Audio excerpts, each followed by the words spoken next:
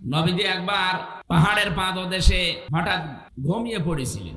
বিশ্বনবী লক্ষ্য করে দেখলেন একজন কাফের তরবারি নিয়ে এসে নবীজির মাথার উপরে ডাক দিয়ে বলে, মুহাম্মদ, আমার হাত থেকে তোমাকে কে বাঁচাবে? নবীজি তার স্বভাব সুলভ কণ্ঠে জবাব দিয়ে দিলেন, আমার আল্লাহ আমাকে বাঁচাবে। আমাদের মুখ দিয়ে কিন্তু এই কথা সহসায় অত বিপদে আসার কথা না। কি ওইরকম বিপদে যদি আমরা পড়ে যেতাম, আমাদের মুখ দিয়ে হয়তো বের হয়ে যেত যে কে বাঁচাবে, মানে আপনি আমার বাপ, আপনি আছেন না। নবীজি সহজ সরল ভাষায় যেন তার স্বভাব সুলভ কায়দায় জবাব দিয়ে দিলেন, আল্লাহ আমাকে বাঁচাবে। সঙ্গে সঙ্গে ওর হাত থেকে এই যে তরবারি যেটা, এটা কাঁপতে কাঁপতে গেছে পড়ে।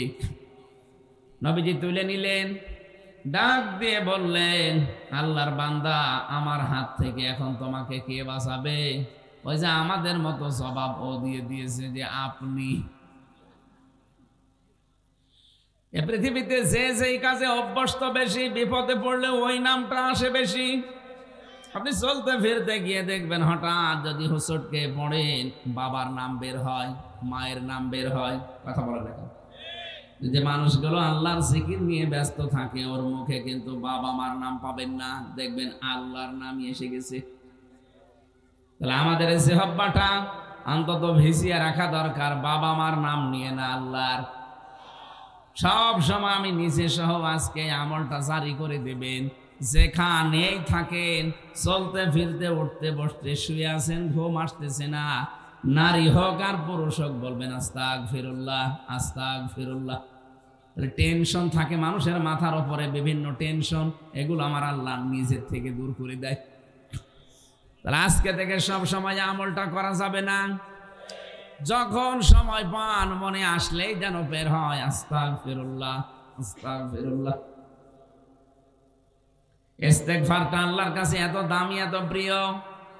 মানুষ যখন ইস্তেগফার পড়তে থাকে, রব্বুল আলামিন বলেন আমার আরশ পর্যন্ত তার উপরে খুশি হয়ে যায়। ওর মনের ভেতরে যে টেনশন পেরেশানি আছে, এই ইস্তেগফারের কারণে ওইটা আমি আল্লাহ নিজের থেকে দূর করে দেই। বলেন তো হাদিসটা কি 100 ভাগ সত্য না 98 ভাগ? কিন্তু আমাদের জীবনের প্রতিফলন একেবারেই নেই। আন্দাজে বসে আছি, আন মনে হয় কিছুই পড়ি না। না, এইটা পড়বেন, মনে থাকবে ইনশাআল্লাহ। আজকে নারী আর পুরুষ এই আমলটা বাড়ি নিয়ে যাওয়া লাগবে, যেখানেই থাকেন। শুধু প্রসাব পায়খানা বাদ দিয়ে, শুধু এই জায়গাটা বাদ দিয়ে, যেখানেই থাকবেন সব সময় মুখ দিয়ে যান। আপনি পাক থাকেন না পাক থাকেন, অসুবিধা নেই। না পাক পাকে ভাববে না, আপনি পড়তেই থাকবেন সব সময় আস্তাগফিরুল্লাহ, আস্তাগফিরুল্লাহ, আস্তাগফিরুল্লাহ। হঠাৎ নবীজি দেখলেন এই কাফের সহ চারিদিকে মৌমাছি এক ঝাঁক এসে আমাদেরকে ঘিরে ফেলেছে, গুনগুন করে আওয়াজ দিচ্ছে। নবীজি ডাক দিয়ে বললেন, মৌমাছিরা আমাদেরকে ডিস্টার্ব করো কেন? মৌমাছিরা ডাক দিয়ে বলে, মাবুদ তুমি আমাদের জবানটা খুলে দাও, নবীজির সাথে একটু সালাম বিনিময় করে জীবনটা ধন্য করি। সঙ্গে সঙ্গে আল্লাহ তাদের জবান মানুষের মতো খুলে দিয়েছে।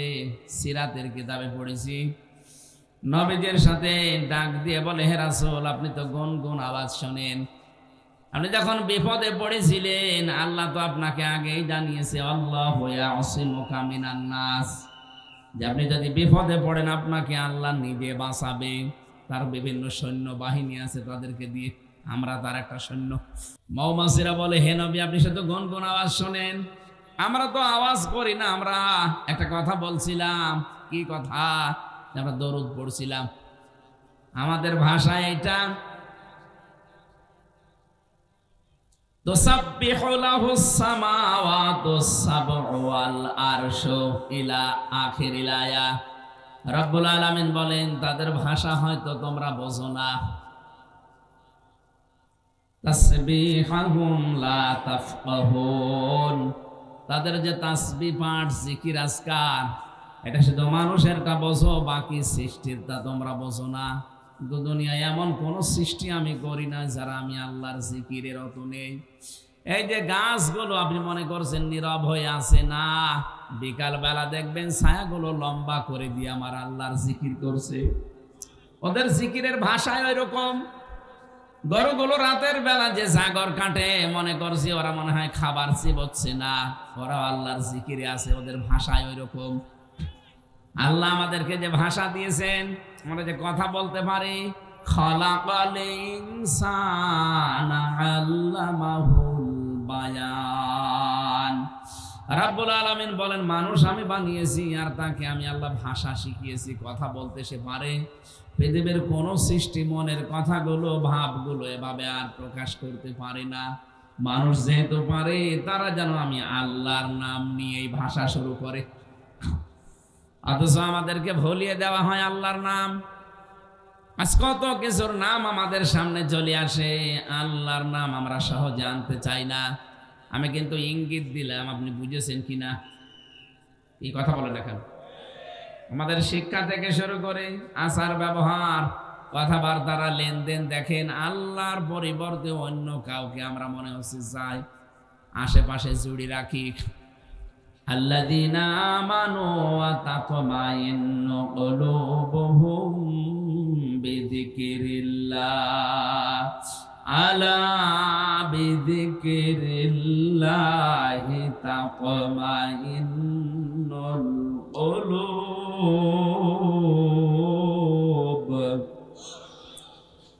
আল্লাহ তাআলা বলেন, যারা ঈমান এনেছে এই মানুষগুলোর কাছে আমি আল্লাহর জিকিরে শান্তি আসবে, প্রশান্তি পাবে তারা। মানুষের অন্তর শান্ত করার জন্য একটা নাম আছে পৃথিবীতে, বলেন তো নাম কি? আরো জোরে বলেন। কোন সময় যখন একেবারে কিছুই আপনার হাতে নেই, চিন্তা পেরেশানিতে একেবারে দুনিয়া শেষ হয়ে যাচ্ছে, একটু লম্বা করে সেজদা দিয়ে মনের গভীর থেকে শব্দটা উচ্চারণ করে দেখবেন, অটোমেটিক আল্লাহ যেন অজানা সুখ, অনির্বচন সুখ আপনাকে আল্লাহ দান করবে। কয় মিনিট সেজদা দিয়েছেন জীবনে?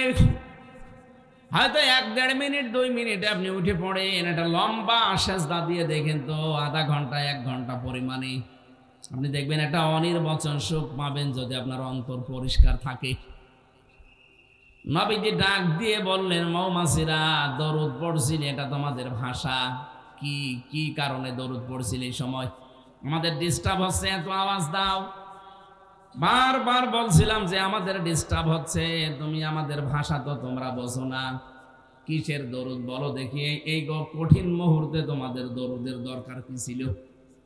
মৌমাছিরা জবাব দিচ্ছে, হে রাসূল, তামাম পৃথিবীতে আমরা বিচরণ করি, যেখানে মধু পাই বিভিন্ন ফলে ফুলে মধুগুলো নিয়ে আসি, কিন্তু আমরা জানি যত জায়গায় আমরা মধু পাই না কেন, পৃথিবীর কোন ফুল ফলে এই মধু নেই যে মুখ দিলে মধুটা 100 ভাগ পরিপূর্ণ হয়ে যাবে না।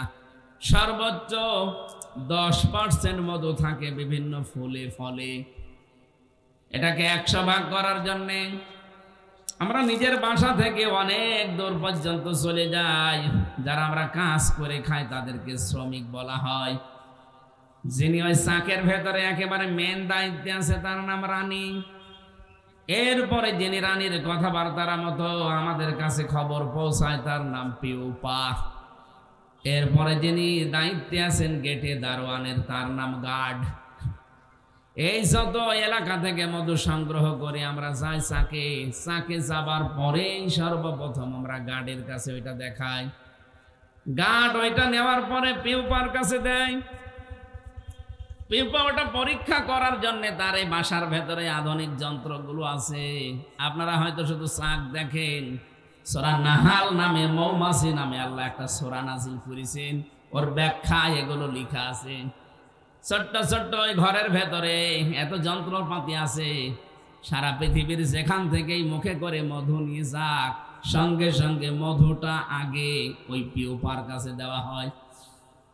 গার্ড নিয়ে পিউপার কাছে দিয়ে পরীক্ষা নিরীক্ষা করে যদি দেখে যে দিয়ে গেল তার শরীরের কোনো জায়গায় নাপাক লেগে আছে, সঙ্গে সঙ্গে ওকে ধরে পানিশমেন্ট দেবে।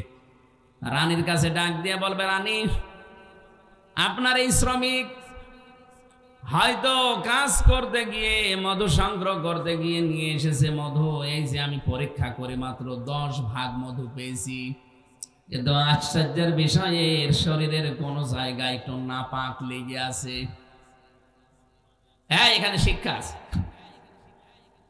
মৌমাছি ডাক দিয়ে বলছে, যেগুলো মানে শ্রমিক যেগুলো কাজ করে খায় তারা, যে আমরা নিয়ে এসেছিলাম হয়তো এখান থেকে 20 কিলোমিটার দূর থেকে, এমন একটা জায়গায় আমরা বসেছিলাম যে জায়গায় নাপাক ছিল, আমরা টের পাইনি।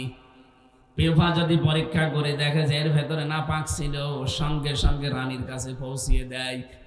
রানী আদেশ দিয়ে দেয়, ওর আর বেঁচে থাকা আর কোনো অধিকার নেই, ওকে মেরে ফেলো। ওই সময় তাকে চাকের ভেতরে মেরে ফেলা হয়। তাফসিরে মুফাসসিরিনে কেরাম লিখেছেন কেন, জবাব দিয়েছেন তারা নিজেরাই। প্রথম কারণে মধুটা তামাম পৃথিবীতে বান্দা বান্দীদের জন্য আল্লাহ শেফা হিসাবে দিয়েছেন।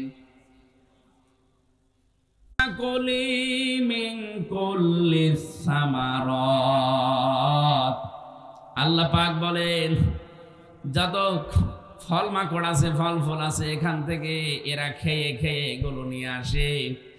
শিফাউল লিন্নাস, মানুষের এগুলো রোগ মুক্তির কারণ হিসাবে আল্লাহ ব্যবহার করেন। যেহেতু মানুষের এই মুখটাকে আমার আল্লাহ জন্মের শুরু থেকে, একেবারে জন্মের শুরু থেকে মায়ের পেট থেকে বের করা পর্যন্ত মুখটাকে পবিত্র রেখে দিয়েছিলেন, নাপাক করেন নাই। এই এদিকে তাকা। জন্মের শুরু থেকে একেবারে সেই বীর্য, ওখান থেকে আপনাকে মায়ের পেট থেকে আল্লাহ যখন বের করে দিয়েছে, এর আগ পর্যন্ত আপনার মুখে কোনো নাপাক আল্লাহ লাগতে দেয়নি। কথা বলে না কেন? বিজ্ঞান প্রমাণ করেছে, যদি ক্ষুধা লাগে সঙ্গে সঙ্গে মায়ের রক্ত আল্লাহ বন্ধ করে দেয় মাসিক। এই নাভির সাথে নাভির তার জুড়ে দিয়ে নাপাক রক্ত পেট দিয়ে নাভি দিয়ে খাওয়ায়, তারপরও মুখে লাগায় না। আল্লাহ বোঝাতে চেয়েছে, বান্দা মুখটা পবিত্র রেখে দিলাম এই কারণে, দুনিয়া জেনে যেন কোনো নাপাক জিনিসে মুখ দিয়ে দিবা না। বলেন তো শুধু পায়খানা এটাই নাপাক?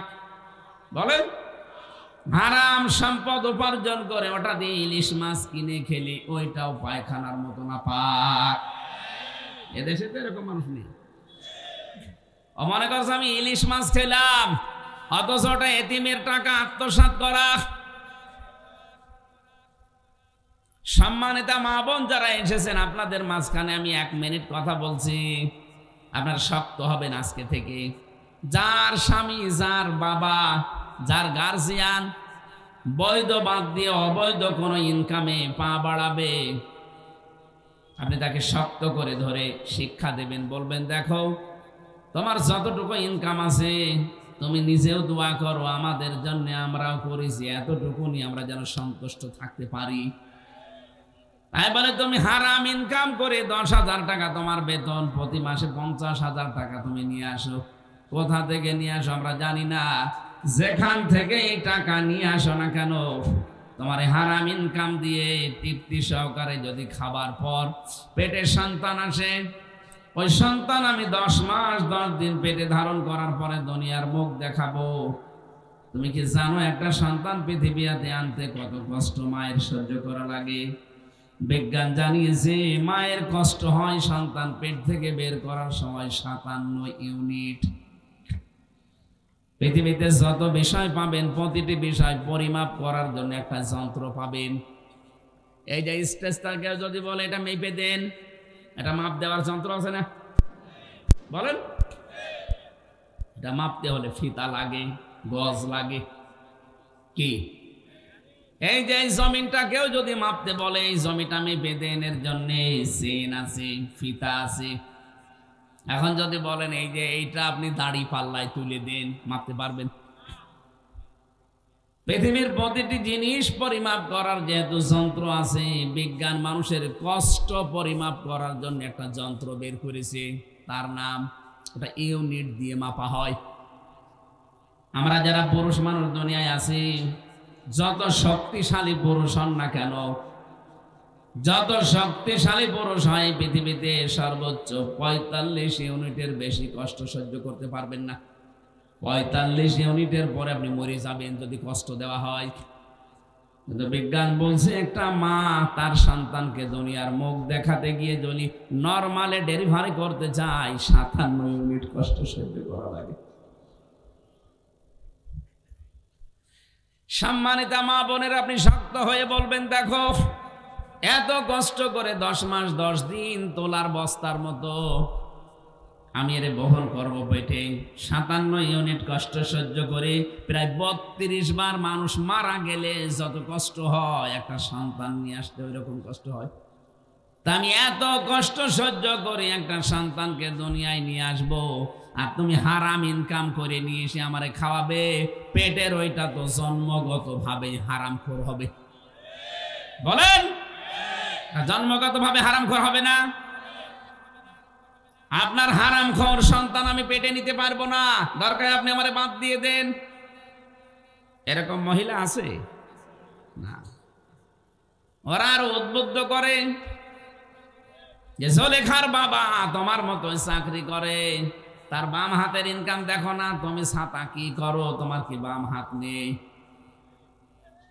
আপনার কথা মতো যদি বাম হাতের ইনকাম করে আর ওইটা নিয়ে যদি আপনি খাবার খেয়ে সন্তান পেটে নেন, অত জন্মগত ভাবে হারামখোর হয়ে জন্মাবে। আসতে বলেন, আপনার পেট থেকে তো আমরা আশা করি শাহজালাল, আপনার পেট থেকে আমরা আশা করি আব্দুল কাদের জেলানি, আপনার পেট থেকে আমরা আশা করি সাজ্জেদ আবুল আলা মওদুদি রহমতুল্লাহ আলাইহি। আপনি পেট থেকে জন্ম দিয়ে দেবেন বিশ্ববিখ্যাত মুফাসসির আল্লামা সাঈদী। আর আপনি কি জন্মাচ্ছেন? এইজন্য পরিবারে যারা আছেন, মা হোক, বোন হোক, বউ হোক, ভাবি হোক, আপনাদের শক্ত হতে বলছি। আমার ম্যাডাম এটা শুনছে, ম্যাডামকেও বলবো আপনিও শক্ত হবেন। আমি যেন বাম হাতের কোনো কিছু নিয়ে অন্তত আপনাকে না দেই। যদিও আর সন্তান হওয়ার সম্ভাবনা আমার নেই, না নেই।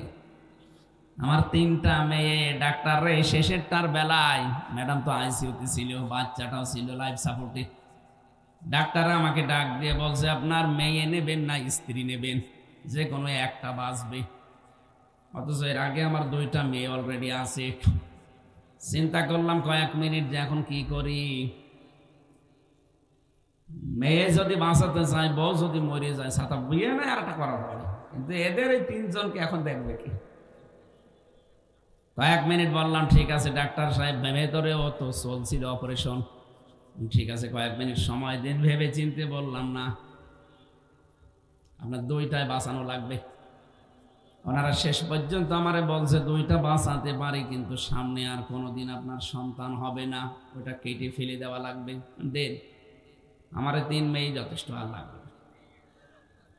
এখন শুধু যা করবো কামাই, সব খাবে জামাই। এই জন্য কামাই মামার প্রতি আমার আর কোনো নেই, কি করবো করি, লোকের ছেলে খাবে সব।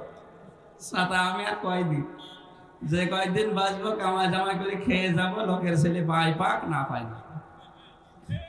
বলেন তো, আমি এই মানুষের জন্যে যা করবো কামাই, সব খাবে জামাই, ওদের জন্য করি, আমার আখেরাত নষ্ট করার কোনো দরকার আছে? আমি আমার 3 পুরুষের পরে সত্যি কথা বলছি, কিন্তু আমি চিনি না। আমার বাবা রিয়াজউদ্দিন, তার বাবা জাহান আলী, তার বাবা নমাজ আলী, এরপরে আমার আর জানা নেই। আমি চিনিও না, তাদের নামও জানি না। আর আমি কোনোদিন আমি আমার বাবার কাছে, আমার দাদা তো মরেই গেছে, আমি জিজ্ঞাসা করিনি যে তোমার বাবার কি নাম ছিল, আমার দরকার নেই। আমি বোঝার জন্য বলছি, আমি একটা আলেম মানুষ, আপনারা জানেন আমি অনার্স মাস্টার্স করা কোরআনের উপরে। তা আমার মতো একজন মানুষ যদি 3 পুরুষের পরে আমি আর না চিনি, এখানে যে লোকটা ভ্যান চালক, ও মনে হয় বাবার নামও জানে না। 3 পুরুষের পরে যে লোকটা মরে গেছে, নমাজ আলীর বাবা, সে মাত্র 61 বছর আগে মরেছে। আমি হিসাব করলাম, আমার বাবাকে জিজ্ঞাসা করে মাত্র 61 বছর আগে সে মারা গেছে। সেই লোকটা এখন যদি এসে কুষ্টিয়াতে বলে যে এই 2 তলা বাড়ি আমার, এই ভিটা আমি বানিয়েছিলাম, ওর দাঁত মুখ সব খুলে ফেলবো না? যে ভণ্ডামি করেন আপনি, কিসের নমাজ আলীর বাপ আপনি? আমি তো নমাজ আলীকেই চিনি না। কথা বলেন না কেন? তো দেখেন, মাত্র 3 পুরুষের পরে যদি উনি এখন ফিরে আসে, ওনাকে জীবনে আমি দেখিনি, আমার বাবা মনে হয় দেখেছি, এখন ওনাকে আমি দেখিনি, উনিও আমাকে দেখিনি। উনি এখন নিজে অসুস্থ, এই ভিটা কিন্তু ওনারই, কুষ্টিয়ার যে ভিটা, এই ভিটা ওনার না? এক কথা বলেন না কেন? এইটার জন্য উনি ডান হাত বাম হাত দেখেনি, কত কষ্ট স্বীকার করে বিশাল সাম্রাজ্য বানিয়ে রেখে গেল। অথচ এখন সেই লোকটা মাত্র 61 বছর পরে এসে তার নিজের বাড়িতে আর উঠতে পারবে না। হয়তো এখন যদি থাকতেও দেই, বলবো মসজিদে যে থাকেন, সকালবেলা ফোটেন। এই হচ্ছে দুনিয়াতে। এদের জন্য আমার বিশাল আখেরাত আমি নষ্ট করব, এটা আমার জন্য বললাম। নারী হোক আর পুরুষ হোক, প্রত্যেকের জন্য সম্মানিত মা বোনেরা, আপনি শক্ত হবেন, বলবেন যে না, কোনো হারামখোর আমি পেটে নিয়ে ঘুরতে পারবো না। জন্মগত ভাবে হারামখোর হবে, ওর কাছে আমি সামনে কি আশা করব? সুতরাং যদি এগুলো বন্ধ না করো, আমারে বাদ দিয়ে দাও, আমি অন্য জায়গায় সংসার করব। কথা বলেন না কেন? যশোরবাসী, যেহেতু খুলনা বিভাগে আমারও বাড়ি, সারা বাংলাদেশের 64 জেলার চাইতে এই বিভাগের মানুষগুলোকে এমনি মানুষ হিসাবে স্বাভাবিকভাবে ভালোবাসি বেশি। সেই হিসাবে বড় দরদ নিয়ে বলছি, মা বোনদেরকেও, আপনি আমার হয়তো মা হবেন, বোন হবেন, ভাবি হবেন, ফুফু হবেন, এরকমই কিছু হবেন। বউ তো আর বলা যাচ্ছে না, বউ যা আছে ওই একটাই শেষ। এই হিসাবে বলছি, আপনাদেরকে আমি আপন মনে করি, সত্যি কথা শোনাচ্ছি, কেউ কারো না। যার জন্য যা করে যাচ্ছেন, সত্যি কিন্তু এই আমার মতো 3 পুরুষের পরে আর চিনবে না। সুতরাং আমার বিশাল জীবন পড়ে আছে, জীবনটা যেন আমি নষ্ট করে না ফেলি।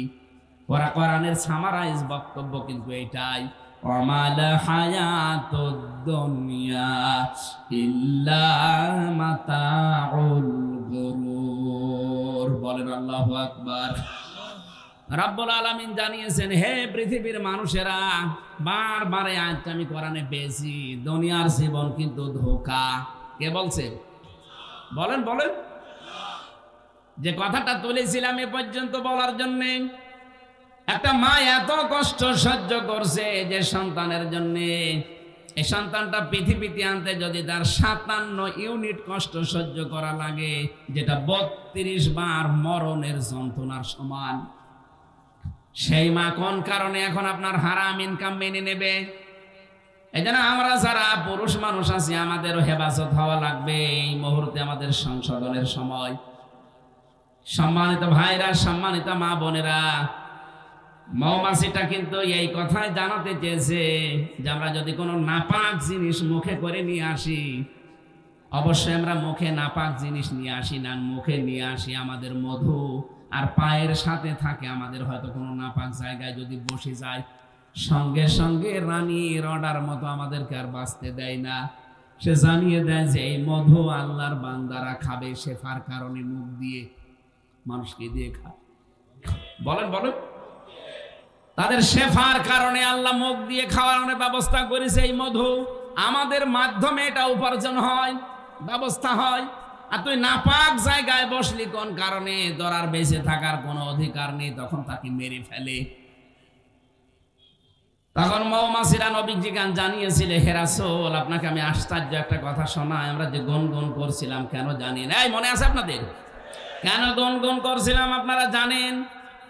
কারণ যত জায়গা থেকে আমরা মধু নিয়ে আসি পৃথিবীতে, মাত্র 10 ভাগের বেশি মধু আমরা পাই না।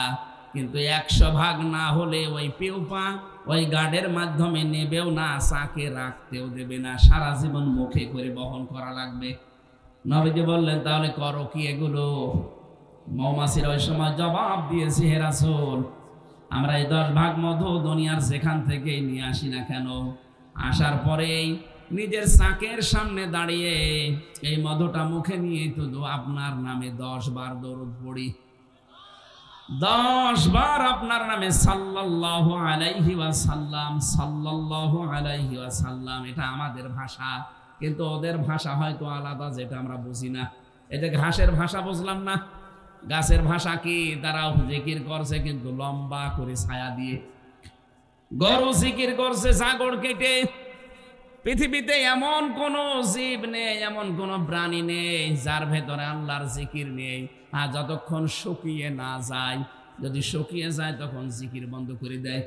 এই জন্য কাঁচা পাতা বিনা কারণে ছিঁড়বেন না। যতক্ষণ কাঁচা আছে ততক্ষণ জিকির করে, কাঁচা পাতা ছিঁড়ে ফেললে জিকির বন্ধ হয়ে যায়। মৌমাছিরা বলছে ওই সময় আমরা 10 বার দরুদ পড়তে পড়তে 10 ভাগ মধু মহান আল্লাহ 100 ভাগ করে দেয়। তখন আমরা এটা চাকে রাখার অনুমতি পাই। যশোরবাসী এই ঘটনা তাফসীর থেকে কয়েক মিনিটে শোনালাম এই কারণে, যেই নবীর উপর মধু মৌমাছি 10 ভাগ মধু নিয়ে দরুদ পড়লে 100 ভাগ আল্লাহ বানিয়ে দিতে পারে।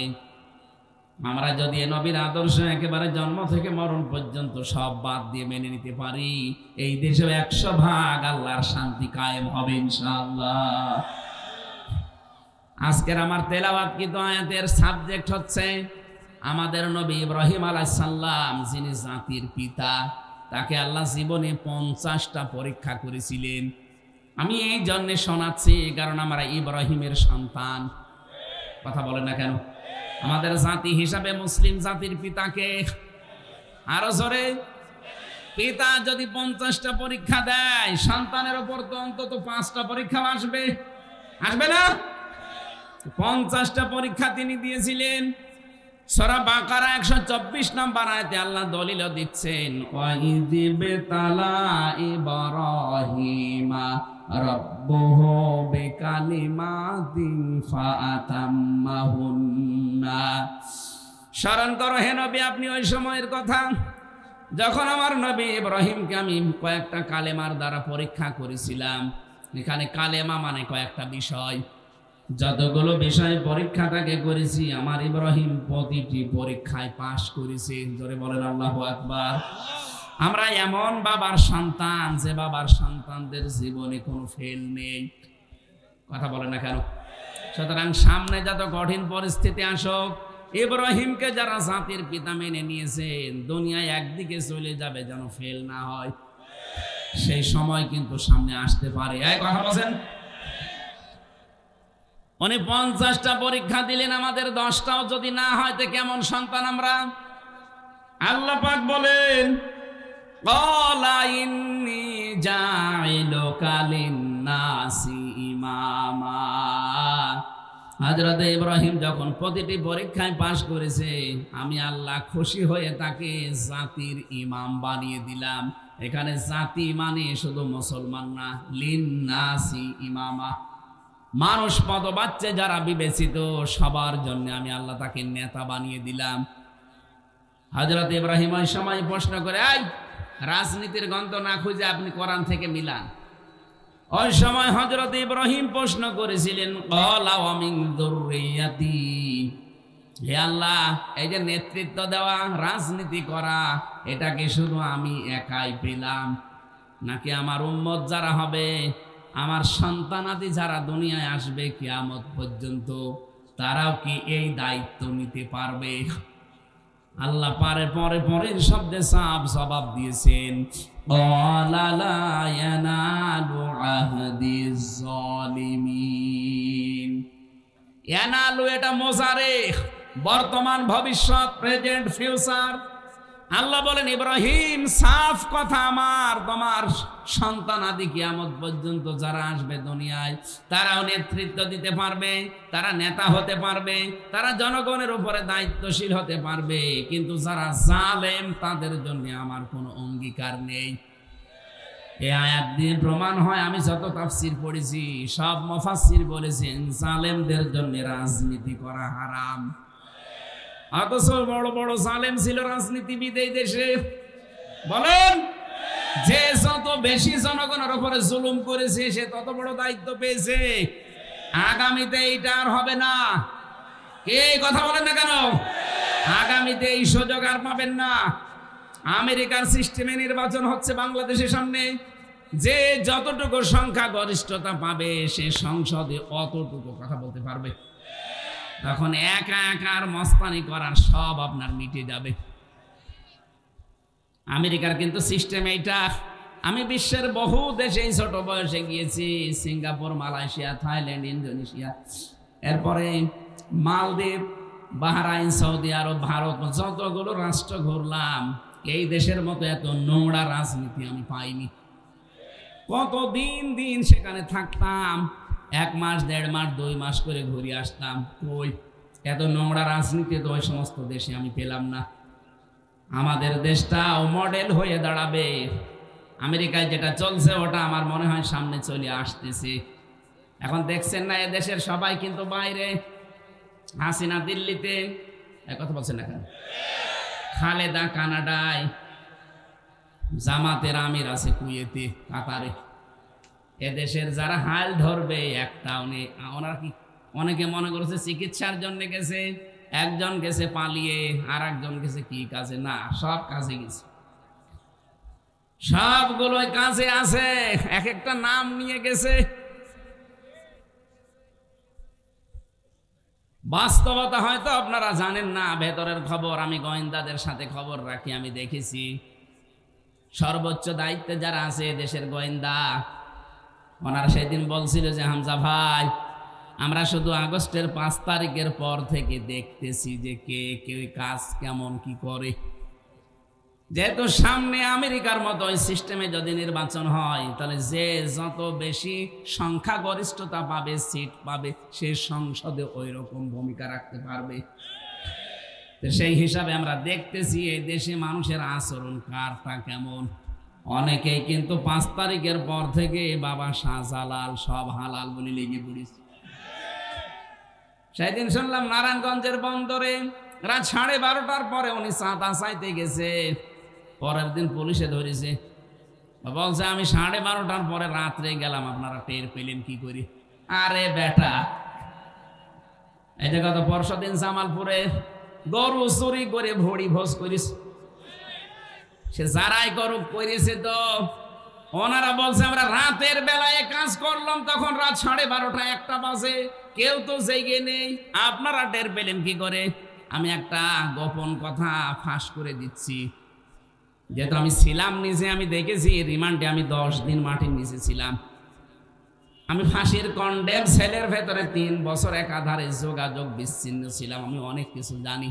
আপনাদের সতর্ক করছি, আপনি মনে করছেন যে রাত 12:30 1টায় গেলাম, কেউ তো জানার কথা না। কে বলেছে আপনি জানেন? ওদের কাছে কি মেশিন আছে আপনি জানেন? আপনি পায়খানায় বসে বসে কি করছেন তা ওরা দেখতে পায়।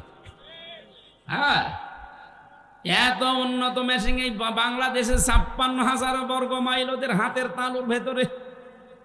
এই যে আমার সামনে একটা মনে করেন প্লেট আছে, খাবারের কোন জায়গায় কি রাখা আছে এটা আমি জানবো না। কথা বলেন না, থালের কোন জায়গায় খাবারের গোশত আছে, কোনায় শাক আছে, কোথায় কি দেওয়া আছে, ভাজি দেওয়া আছে, কোথায় ছানা দেওয়া আছে, সবগুলো আমার সামনে দেখা যাচ্ছে না। ওদের কাছে যে মেশিন আমি নিজে দেখে এসেছি, ওরা সব এভাবে দেখতে পাচ্ছে। এই জন্যে ওরা কিন্তু পর্যবেক্ষণে রেখেছে কে কি কাজ করে। অনেকেই কিন্তু নিজের নামে অলরেডি বদনাম নিয়ে ফেলেছেন। কি সারা দেশে আমি যাচ্ছি, 630টা থানা আছে এই দেশে, কম বেশি সব জায়গায় আমার যাওয়া শেষ।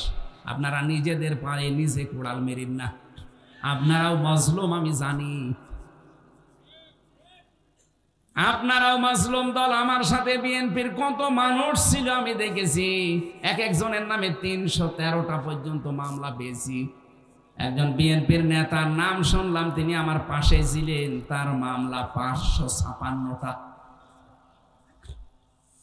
আমার মাত্র 2টা মামলায় যদি জীবন এলোমেলো হয়ে যায়, যার 556টা মামলা, ও কবে জামিন পাবে, কবে বের হবে, আর কবে হাজিরা দেবে? কি করেছে জালেমরা বলেন তো? অথচ সেই মাজলুম দলটাকে আপনি ডোবানোর জন্য অনেকে চেষ্টা করছেন। আপনি একটা নাফারমান, একটা বেঈমান। শহীদ রাষ্ট্রপতি জিয়াউর রহমান তিল তিল করে দলটা গড়ে তুলেছিল আপনাকে দিয়ে নষ্ট করার জন্য না। এই জন্য যারা এই কাজগুলো করবে, সে যেই হোক, যদি জামাত ইসলাম করে, যদি বিএনপি করে, যদি ইসলামী যতগুলো দল আছে, যে কোনো দলের নাম নিয়ে কেউ যদি চাঁদাবাজি করে, যেখানে করবে সব এক জায়গায় হয়ে যাবে। জুতা দিয়ে পিটাবেন দরকার হয়, কোন দল সাপোর্ট করে না যে চাঁদাবাজি করুক, এই কথা বলে না কেন? এরা নিজেদের স্বার্থে করে দলীয় কায়দায় নাম দিয়ে দেয় যে বিএনপির অমক, জামাতের অমক। কে বলেছে আপনাকে?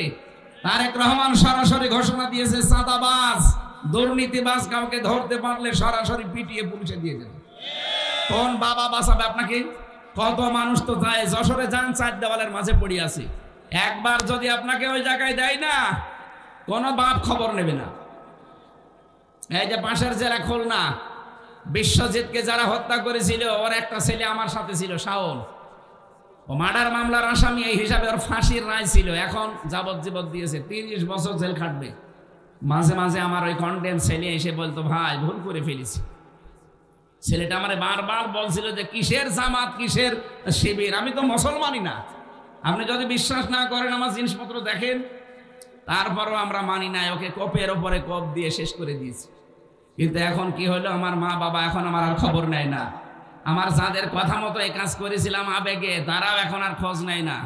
এখন আমার এই যে 30 বছর জেল খাটা লাগবে, কিছুই করার নেই। জেলখানায় যারা থাকে, যেহেতু যশোরের জেলখানা আরো কঠিন, বাংলাদেশে 3টা জেল সবচাইতে বড় মারাত্মক জেল, রাজশাহী, যশোর আর ওই যে কাশিমপুরের হাই সিকিউরিটি জেল। এখানে বড় বড় আসামিদেরকে রাখা হয়, যারা 25 বছর, 30 বছর, 40 বছর, 50 বছর পড়ে আছে, যাদের 100, 150, 200 বছর জেল। হ্যাঁ, আমি মকিন গাজীরকে পেয়েছিলাম, বললাম ভাই কয় বছর আপনার জেল? বলছে 167 বছর। 167 বছর জেল। ও একবার মরে কবরে যাবে, আর একবার জিন্দা হবে, আবারও জেল খাটবে, তাও শেষ হবে। কথা বলে না কেন?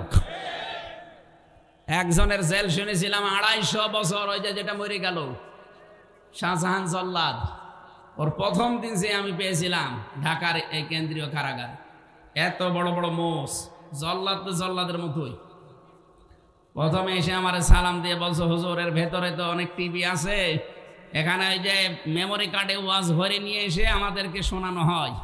তা আপনারা আমি চিনি, আপনি না আমির হামজা না? আপনার নাম কি? শাহজাহান জল্লাদ ভুইয়া। ও চেহারা দেখে আমি অজ্ঞান হয়ে যাওয়ার মতো। ওরে বাবা, এই লোকটাই তো ফাঁসি দেয়। আমার সামনে কতগুলো মানুষ, প্রায় 12-13 জনকে ফাঁসি দেয়া দেখলাম আমার এই চোখের সামনে। একটা জীবিত মানুষ নিয়ে 1 মিনিট পরে সে লাশ হয়ে যাবে। একটা করে ফাঁসি দিলে নাকি 4 মাস করে জেল মাফ হয়, এই জন্য ও এই কাজ নিয়েছিল। ওর ওই রকম জেল ছিল, সে রাষ্ট্রপতির ক্ষমায় মনে হয় মাপ পেয়ে বের হয়েছিল। বেরেই তো টিকতে পারলো না, কিছুদিন পরে মরে গেল। ভেতরে তো অনেক খাবার পেত। সম্মানিত ভাইরা, আমরা আমাদের পিতা, জাতির পিতার 50টা পরীক্ষার কথা বললাম না? এই যশোরে আর মাহফিল আছে? আর যশোর কোথায় আছে তাও তো জানি না। এখানে সূরা বাকারার 124 থেকে 131 নম্বর আয়াত পর্যন্ত বাড়ি যে এখন লিখে নেবেন, মোবাইলে তুলে নেবেন, প্রত্যেকে পড়বেন যারা লেখাপড়া জানেন। এখানে 50টা পরীক্ষা। আমাদের বাবাকে যদি আল্লাহ করে সন্তান হিসাবে, অন্তত 5টা পরীক্ষা হবে না? ওনার পরীক্ষা ছিল জীবনে 50টা, ঈমান সম্পর্কে 10টা, আমল সম্পর্কে মানে কাজ সম্পর্কে 30টা। এই কাজের ভেতরে আবার 3 ভাগ। সূরা তাওবার 112 নম্বর আয়াতে আছে 10টা, সূরা মুমিনুনের 101 থেকে 10 নম্বর আয়াত পর্যন্ত আছে আরো 10টা, সূরা আহজাবের 35 নম্বর আয়াতে আছে আরো 10টা, এই 30টা। আর এই ঈমানের 10টা, 40টা। এরপরে ফিতরাত বা স্বভাব সম্পর্কে 10টা। এটা মারিফাল কোরআন আর তাফসিরে হাক্কানি, তাফসিরে ফি জিলালিল কোরআন, এগুলো থেকে আমার এই তথ্যগুলো নেওয়া। ওনাকে যে পরীক্ষাগুলো নিয়েছিল কত কিছু আমি নোট করেছিলাম না, এখন আর সময় দিতে পারছি না। ওই মাহফিল থেকে মনে হয় ওরে কল দিচ্ছে যে নিয়ে আসেন, ওখানে তোমার 9টায় ওঠার কথা, সাতক্ষীরা 1 ঘন্টা লেগে যাবে যাওয়ার সময়, আমাদের 1 ঘন্টা 5 মিনিট হয়ে গেছে। আগামী থেকে আবার একটা একটা করে মাহফিল নেব। আমি আপনাদের কথা দিয়ে যাচ্ছি, সামনে এইভাবে ঢালাওভাবে আর অনুষ্ঠান নেব না। এক জেলায় সর্বোচ্চ হয়তো 2টা, এই আকিস গ্রুপের এইটা, আর এখান থেকে ওই বেনাপোল অথবা বাঘারপাড়া একটা, এই পুরা জেলা মিলে 1, 2, 3টা দিয়ে শেষ করে দেওয়া লাগবে। সারা দেশে যেহেতু যাওয়া লাগছে, আল্লাহুম্মা আমিন। লা হাওলা ওয়ালা কুওয়াতা ইল্লা বিল্লাহিল আলিয়্যিল আযীম। আল্লাহুম্মা গফিরলি ওয়ারহামনি ওয়াহদিনি ওয়াফিনি ওয়ারযুকনি ইয়া রাব্বাল আলামিন। আল্লাহ তাআলা তোমার বান্দারা কি সুন্দর করে সাজিয়েছে। আল্লাহ তাআলা যেভাবে আমরা আরম্ভ করেছিলাম, কয়েক ঘন্টা আমরা চালালেও কেউ চলে যেত না। কোরআন শোনার জন্য তোমার বান্দারা এত পাগল, এদেরকে তুমি কোরআনের হেদায়েত দিয়ে দাও। আজকের মাহফিলের সওয়াবগুলো আমাদের নবীজির রওজায় পৌঁছিয়ে দাও। আমার এই খুলনা বিভাগ, আমার জন্মস্থান এটা, রব্বুল আলামিন এই বিভাগের মানুষকে স্বভাবগতভাবে আমি একটু বেশি ভালোবাসি, এরাও আমাকে বেশি ভালোবাসে। এদের ভালোবাসা তুমি আল্লাহ তোমার জন্য কবুল করে নাও। সম্মানিত মা বোনদেরকে ফাতেমার মতো, খাদিজার মতো বানিয়ে দাও রব্বুল আলামিন। আমাদের স্ত্রীগুলোকে তুমি খাদিজাতুল কুবরার স্বভাব চরিত্র দিয়ে দাও। জান্নাতের ভেতরে যেন স্বামী স্ত্রী আমরা প্রত্যেকেই পাশাপাশি একাধারে থাকতে পারি, সেই ব্যবস্থা করে দাও। মাহফিলের জন্য যারা শ্রম দিল, টাকা পয়সা দিল, এই বিশাল আয়োজন কি সুন্দর করে তারা সাজিয়েছে। আল্লাহ তাআলা যে মানুষগুলো কোরআনের জন্য খরচ করে, এদের জীবনের অভাব তুমি দূর করে দাও। এদের কোন রোগ শোক দিও না, যেগুলো আছে শেফায়ে কামেলা আজেলা করে দাও। কত মহিলারা এসেছে তারা রোগী, আল্লাহ তুমি রোগগুলো ভালো বানিয়ে দাও। মাটির নিচে যারা শুয়ে আছে কোরআনের ইজ্জতে মাফ করে দাও। আল্লাহুম্মা গফিরলি ওয়ারহামনি ওয়াহদিনি ওয়াফিনি ওয়ারযুকনি ইয়া রাব্বাল আলামিন। যখন এই মরণ আসবে, মরতে আমাদের চিন্তা নেই, দুঃখ নেই, কিন্তু আমরা কালেমা নিয়ে মরতে চাই। মরণ আসলেই যেন পড়তে পারি লা ইলাহা ইল্লাল্লাহু মুহাম্মাদুর রাসূলুল্লাহ। আসসালামু